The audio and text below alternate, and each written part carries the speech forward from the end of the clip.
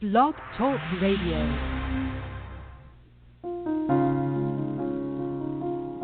Readers Entertainment Radio presents Booklight with your host, author Lisa Kessler. Booklight, where we're shining a light on good books. Hello, everyone. Can you believe we're at the end of June? How does this happen? Wherever you are, I hope you're staying cool, and I'm so glad that you are tuning in today. You're in for a huge treat because we're not getting one author. We're getting two today. Super fun. So today we are going to be chatting with Kendra, Elliot, and Melinda, Leigh. You have probably read them before if you're a fan of thrillers, but just in case you have never met them before, I'm going to read their bio here, and then we're going to find out all about Echo Road that they co-wrote together. Super fun. So Kendra Elliot has sold 12 million books. Remember, I said you've probably read them before. She hit the Wall Street Journal Top 10 bestseller list more than a dozen times and is a three-time winner of the Daphne du Maurier Award. She is an International Thriller Writers finalist and also a Romantic Times finalist. She grew up in the lush Pacific Northwest and now spends most of her time on a warm beach wearing flip-flops. You can't blame her, right? And there is a link. I put a link to her website right there on the Blog Talk site if you're listening live, or if you're listening to us later. You can click that anytime and sign up for her newsletter, find out about all her great series. There's so many delicious books there to sink your teeth into and binge read for the summer. So be sure to check that out.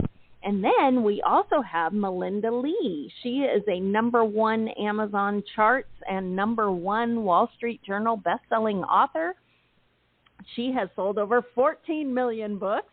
As a fully recovered banker and a lifelong lover of books, she started writing as a way to preserve her sanity while raising kids. That's my backstory as well.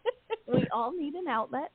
Melinda's debut novel, She Can Run, was an International Thriller Award finalist, and since then she has garnered numerous writing accolades, including 2 Rita Award nominations and an induction into the New Jersey Romance Writers Hall of Fame. She lives near the beach with her family and 2 spoiled rescue dogs. With such a pleasant life, she has no explanation for the sometimes dark and disturbing nature of her imagination. And you can also find out more about Melinda on her website. I did put a link to her website right there for you as well. So feel free to click that anytime and go sign up for her newsletter. She also has all kinds of amazing thriller books there for you to read. You can find all the links on her website. So are you guys excited? I am. So without any further delay, are you guys there? I am here. This is Kendra. This is Melinda. I'm here too. Yay. Okay. Well, it's good that you guys are best friends because we are going to be tag teaming you both. So thanks so much for coming on today. So I guess I'll ask Kendra first, what was the inspiration for Echo Road? Because in my research poking around, it appears that you both have main characters from your own series and you brought them together in this book. So whose idea was that? We've been talking about writing a book with our own characters for a long time. I actually spotted a reference to it 8 years ago that we had come up with the idea, but we couldn't figure out how to make a book work with both characters because my characters are based on the West Coast and Melinda's are on the East Coast. But we were sitting in a conference room one day listening to a speaker, and they presented a real-life case, and we looked at each other and we thought we had the same idea. We're like, kind of setup would work to bring these 2 characters together. And that was about 4 years ago. So we had to wait till we had time to sit down and work together to actually write the book. But we've been talking about the plot for about 4 years. So when it was time to write, we were definitely ready.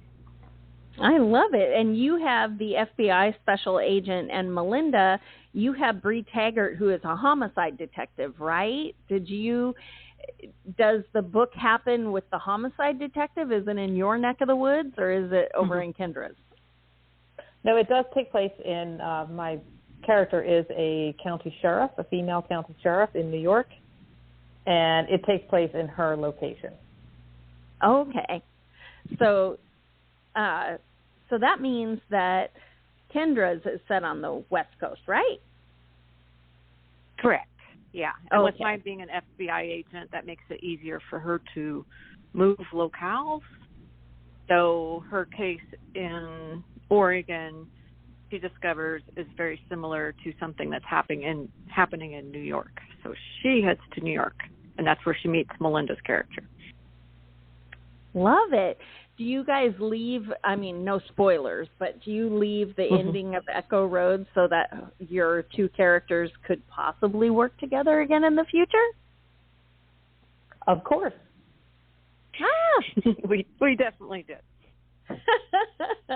Oh, that's so cool. So I guess, Melinda, do you want to tell everybody a little bit about the Echo Road, story, no spoilers, but of, why they should go grab it? It's coming out next week, right?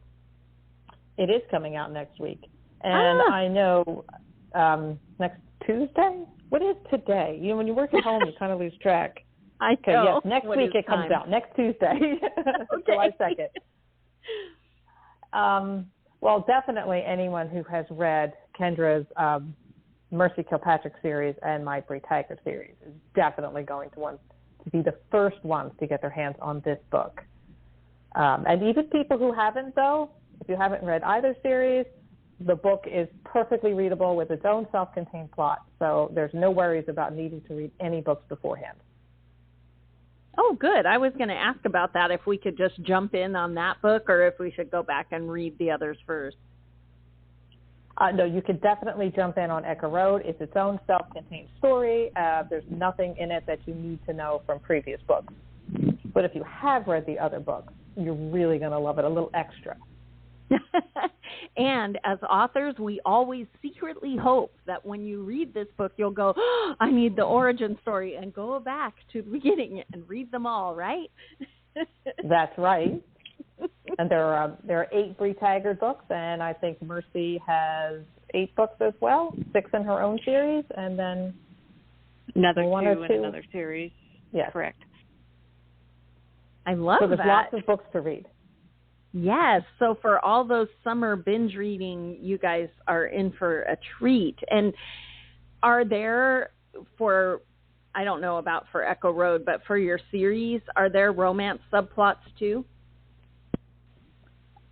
There are definitely a secondary romance plot. The mystery plot is probably the foremost.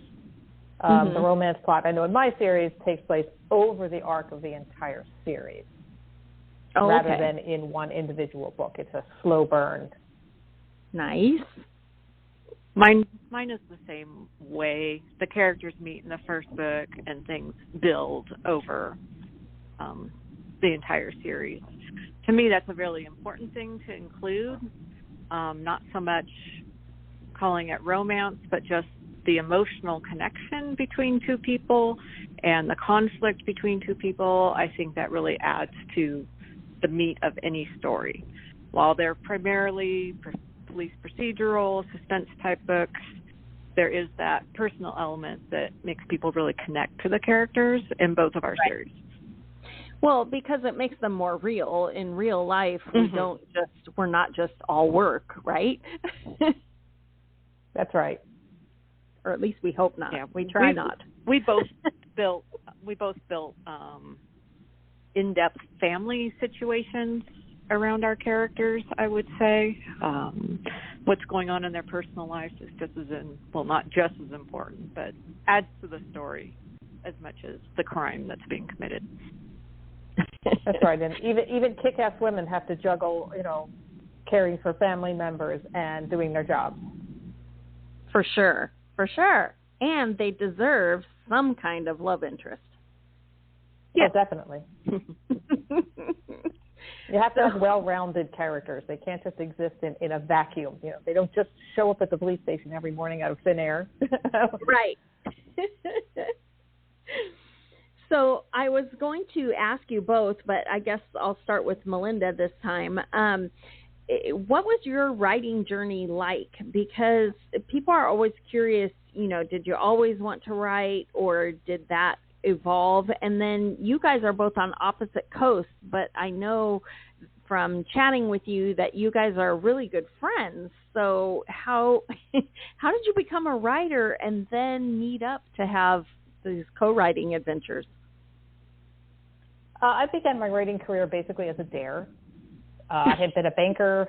It's true. I had been a banker, so my degree is all in business and finance. And then I stayed home for a couple of years to raise my kids. And once they went to school, my husband started looking at me like, what are you going to do? And I did not want to go back to banking. I was a terrible banker. That was not a good fit for me. So I always was reading, 4 or 5 books a week. And he said to me, you should write a book. You always have your nose stuck in one. And I thought, how hard could that be? And the first one took 2 years to write.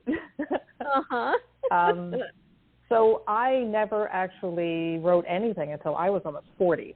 It was kind of definitely a secondary career for me. Either that or it took that long to figure out what I wanted to be when I grew up. Sometimes it takes some of us longer. It did, but I had hit my stride. I've written 28 novels and some number of shorter works that I have lost track of. And Kendra and I met because we share a publisher. Okay. So we met at a publishing party, and, we have done marketing promos together and attended conferences together, done some traveling, even internationally. So, we've just come to be best friends over the last dozen years. I love it. And Kendra, what was your writing journey like? Were you always writing, or did you come to it later too, like Melinda? It came to me later. I hated writing. High school and college, I did not want to have anything to do with writing. And then you got a career where you have to write a term paper every day. That's a good description. But I've always been a really voracious reader. And one day I'd finished a book that I had read for like the 4th time. And I set it down, and I'm like, I feel so good. I just feel so satisfied finishing that book. I wonder if I could make a reader feel that way. So that's when I started writing, and it was my goal was just to write a book, just get it finished. I wasn't even thinking about publication or anything like that. But it was my 3rd book before I finally figured out what I was doing, and that was my first book that sold to a publisher. And I was also in my 40s.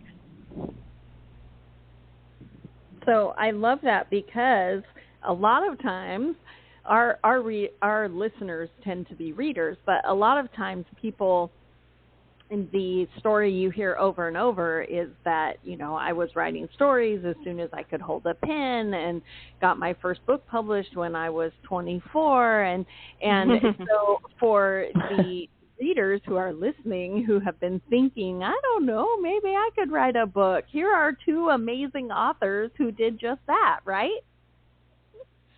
Yeah, I encourage anidybody who says, I think I want to try that. I say, go ahead, just sit down, do it. I hadn't taken any courses. I knew nothing about the publishing world when I started. I learned along the way how it works. And I'm glad I did. Well, Melinda, tell us about the co-writing adventure, because I have had so many authors on the podcast who have co-written, and everyone does it differently. I was telling them before the show, if you listen to Sebastian de Castell, who was on a couple of weeks ago, he was talking about co-writing an entire book in writing sprints where they were both in a Google Doc, writing every 5 minutes, and leaving. They would serve it up and then they watch the next one take it, and that was wild. But you guys have a different kind of, how do you co-write? What's your process?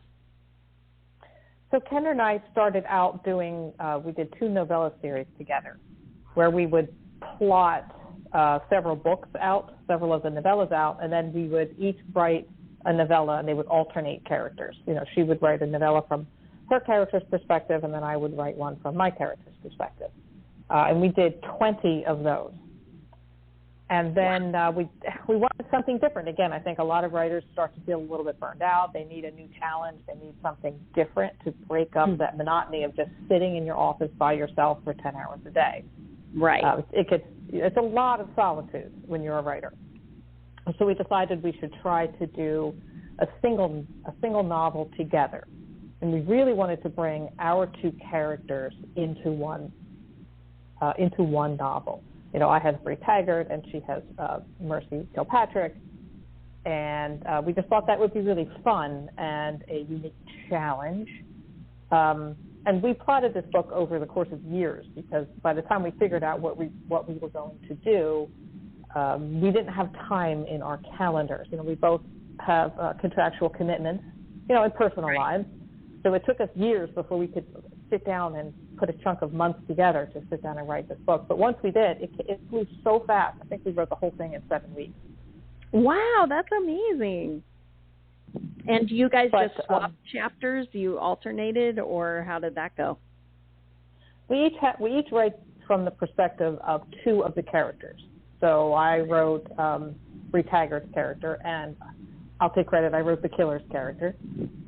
And Kendra did her character and the victim's perspective. And that way it was much easier to keep the voices of each character unique, but also consistent throughout. I love that. Well, we talked about that you guys kind of left it open that they could do another joint book, but Kendra, what is next for Mercy Kilpatrick? I'm guessing you have a standalone that needs to happen, or what's next? I have actually written another series since I wrote the Mercy Kilpatrick series. And she pops up in several of those books. Currently, right now, I am working on the first book in another new series. And Melinda and I really want to write another one of these. Mm-hmm. We're trying to figure out a timeline where we both have an opportunity in our schedules to make it work. We aren't 100% sure we will write Bree and Mercy. We have talked about 2 other characters that we both have written a series about, maybe bringing them together somehow. We have also sat down and came up with an entirely new concept, new world, new characters that we could write together. We're real good about coming up with ideas, right? Finding the time, making time to write them, to make it happen. Yeah, and 7 weeks ideas are easy. Yes, 7 weeks was fast. I don't know if we could do it again that fast. I think because we talked about it for so long, we knew how it should go. We were together a lot of those 7 weeks. We both own homes in Florida that are 10 minutes apart, and so we were able to get together and sit down and write in the same room, essentially, I think, which helped quite a bit. Fun. Yeah, I know when I go on writing retreat weekends, I always get much more accomplished. Right? Something about hearing other people's keyboards going click, click, click, click, and you're like, oh, I better write. Yeah. I think there's a little subtle Instagram competition. Yes. Close all social media. Yeah. A tiny bit of peer pressure never hurts. I agree. I really agree. So, Melinda, what's next for Bree? What's on your plate?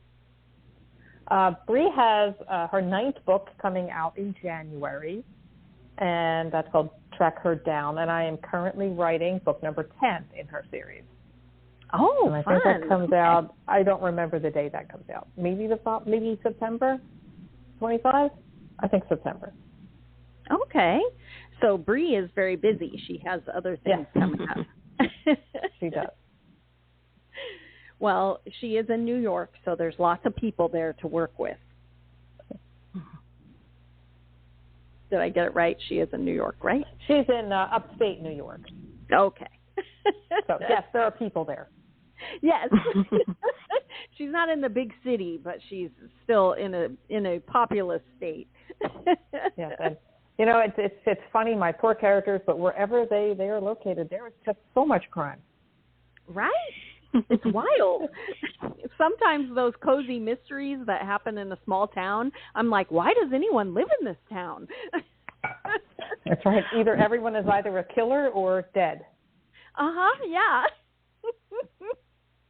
We ran into that problem with our novella series, too, because those are both set in small towns. And once you've written 10 individual stories about a town that has a population of, I don't know, 1,000 people, if that. Right. Okay.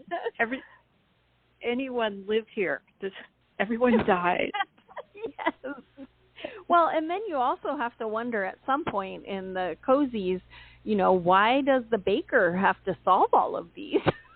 Where are the police? That's all part of the fun. Exactly. Exactly. You do need to suspend your disbelief. That kind of dovetails right into my next question of why thrillers? Have you guys, is that just what you love to read? I guess I'll hit this one at Melinda first, but what drew you first to start writing thrillers? I read everything. I read everything from nonfiction to cozies, to thrillers, to occasionally romance. Historical fiction, but I like the process of putting together a thriller, of putting together the mystery, of planting the clues. To me, it's like a giant puzzle piece.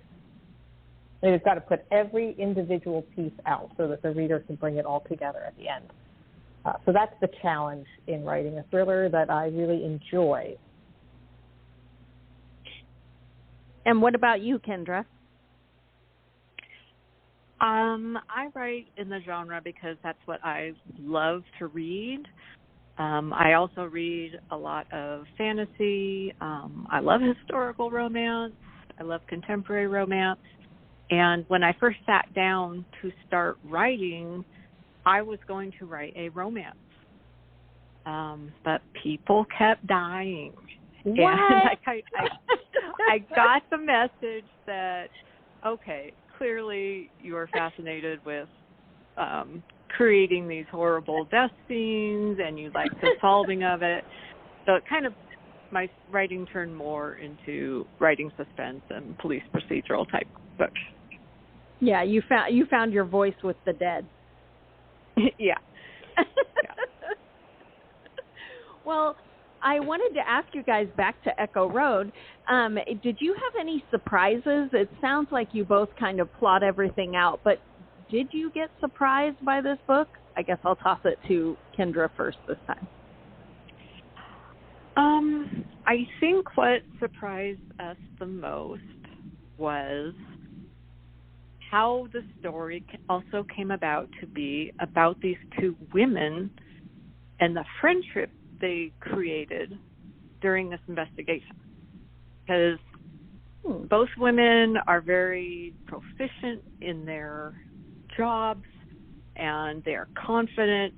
And when they come face to face and discover that they're working on the same thing, they're both very suspicious of the other person. They don't know if they can trust them. They don't know, if they're competent. And it grows through the story.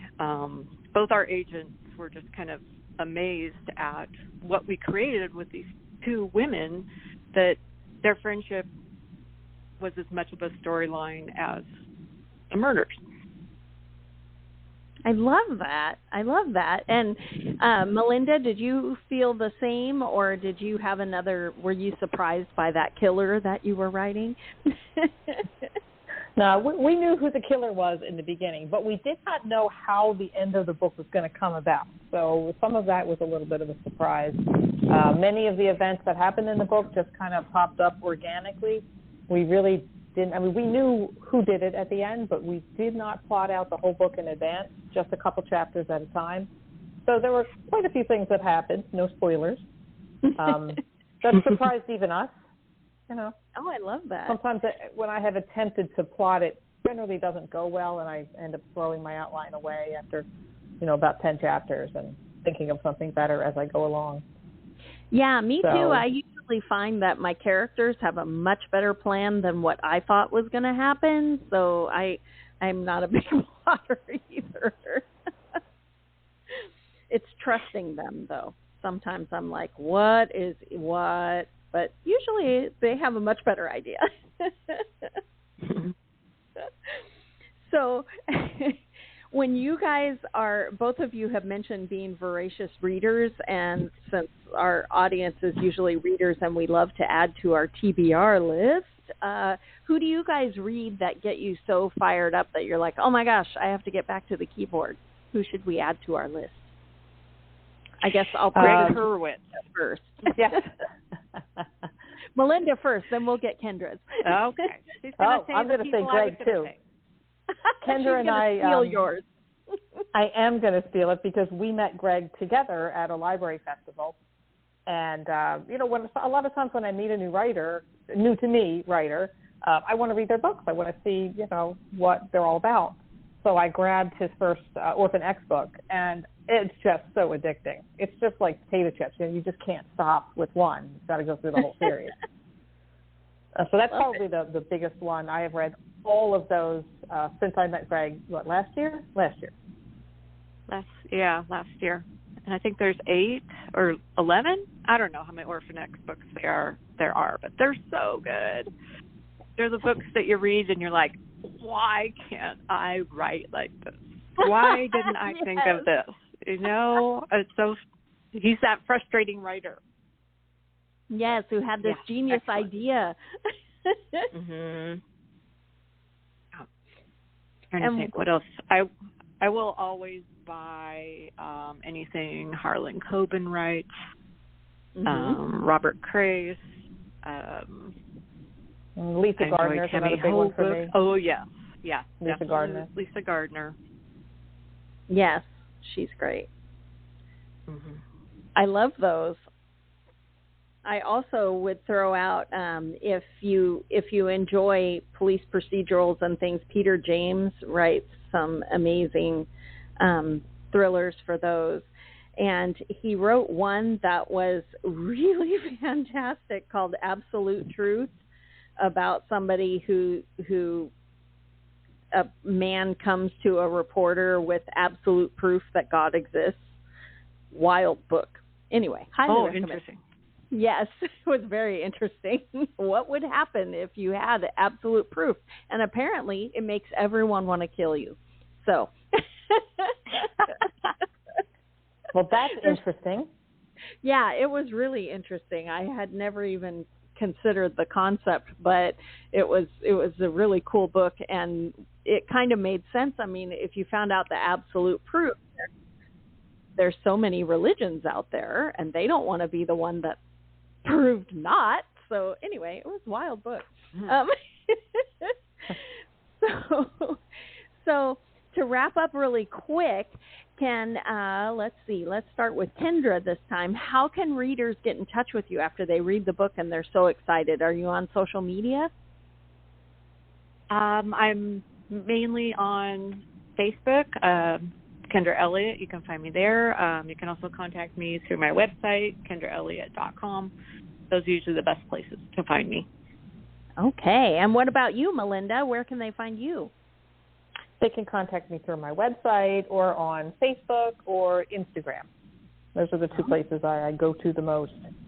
Probably are you more just than I Melinda should. Leigh? More than you should. Yes, Melinda Leigh author on Facebook and Instagram. Melinda Leigh one Melinda maybe? Leigh one? Yes, I think Leigh one. So. Believe it or not, Melinda Leigh, the number Leigh one. there. Yes.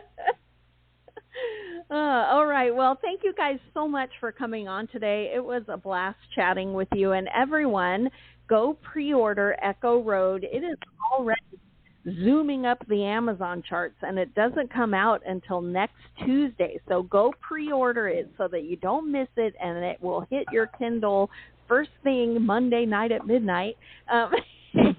Check it out. And if you haven't read their other series, you can jump right in on Echo Road. You won't be lost, and hopefully it will lead you to a binge-reading summer of thrillers. So thanks so much for being here, Kendra and Melinda.